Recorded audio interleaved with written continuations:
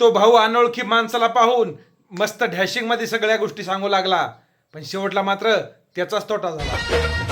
मग काय चाललंय? काय नाही. तू सुपारा खातास? खाताव की, सुपारी खाताव, सिगरेट वडताव, दारू पिताव, तुला माहित नाही? कसा आहे वाघ? अजून काय काय करतास? सगळंच करताव की. तमाशात जाताव, बाया नाचविताव, दिवसातून 3दा तमाशात जाताव मी.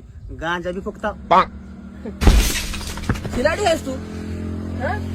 सुपरमॅन आहेस? सुपरमॅन. अजून काय काय करलास मग? काम धंदा वगैरे काही? काम धंदा स्वतःचा तमाशा थिएटर घेतला, 2-3 पुरी माजवलो नाचवायसाठी फक्त. हलग माय वाघ माझा, तुझ्या नावाची तर कमान पाहिजे गावाच्या एंट्रीला. कसा आहे आमचा वाघ? कसा आहे आमच्या गावातला वाघ? बर ती जाऊ द्या, ही कोण आई? हे नाही होय, तू काल पोरगी बघायला गेलतास ना त्या गावात? गेलतो की, त्याचं काय मग? हा, त्या पोरीचा भाऊ आहे हे. ह्याचा विचार अगोदरच करायला पाहिजे होता वागा.